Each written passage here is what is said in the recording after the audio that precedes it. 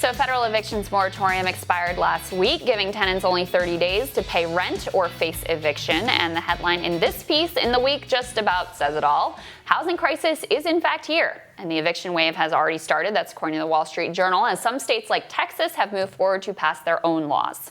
Aaron Glantz, senior reporter at Reveal and author of Homewreckers, joins us to explain the uneven effect on the housing market. Thank you so much for joining us, Aaron.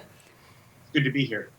So, Aaron, just give us kind of a state of play here. What does it mean that the eviction moratorium has expired, and what are we facing right now? Well, when this coronavirus crisis began back in March, Congress stepped in and, working with the president, actually did something good. They really shored up the housing market, putting a moratorium on evictions in many, many cases. And there's been a overlapping network of state relief as well, extended unemployment benefits for people, that extra $600 that we keep hearing about, lots of other programs that have really kept people in their homes despite an economic calamity. And what we're seeing now with the dysfunction in Congress is that all of that is about to come undone. So evictions have been down in major American cities. I've been watching 75%. Since last year because of these protections. And now, as you mentioned, they're coming to an end. Now, right now, as the economy stands, there's actually a really serious disparity between renters and homeowners, which of course means there's a disparity between cities and the suburbs and rural areas. Can you talk a little bit about that and what it means going forward, that especially particularly for cities right now, as we're looking at perhaps mass evictions in certain parts of the country, whereas there are homeowners who are actually doing really well right now? Well, I mean, mortgage rates are at historic lows, and the Federal Reserve has been buying up mortgage-backed securities at unprecedented rates, putting the government on the hook for mortgages, much as they did back in 2008.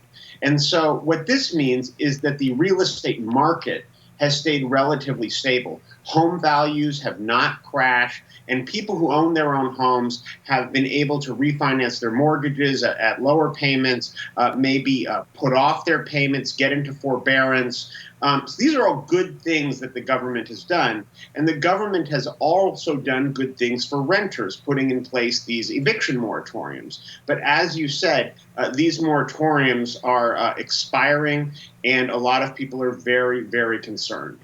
And Aaron, what do we know about, so you said that evictions are way down in large part because of these protections. What do we know about how many Americans will be left vulnerable now? How many people have been struggling to make payments or expect to struggle to make payments?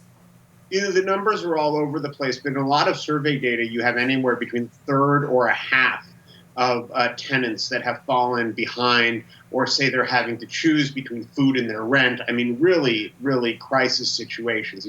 We're just talking about the jobs numbers and how absolutely abysmal they are. So I think that Congress, made a big, they made a decision back in March. They were going to put a Band-Aid on this, a moratorium.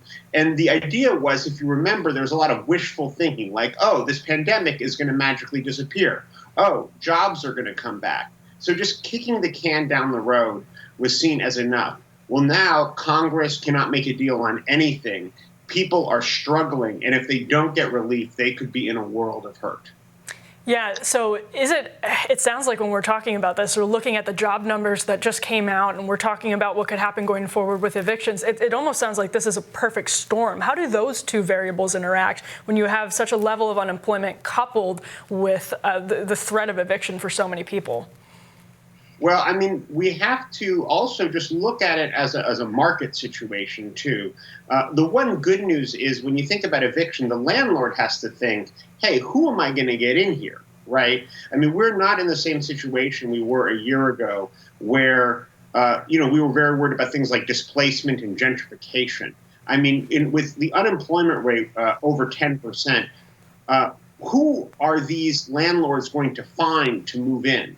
So what I'm seeing as well is a real gap, a disparity between the big Wall Street landlords that I wrote about in Homewreckers, who can access capital markets and do all kinds of funny business to line their pockets, even now during the pandemic, and the mom and pop landlords who are facing ruin because their tenants can't pay rent.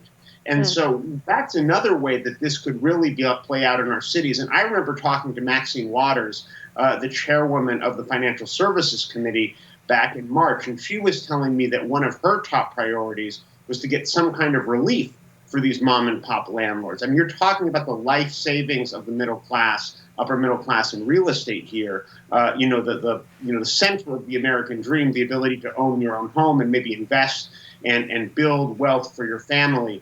And in that case, if you have a tenant who can't pay rent and you can't evict them because of the moratorium, then you're talking about our entire urban infrastructure of finance just crumbling.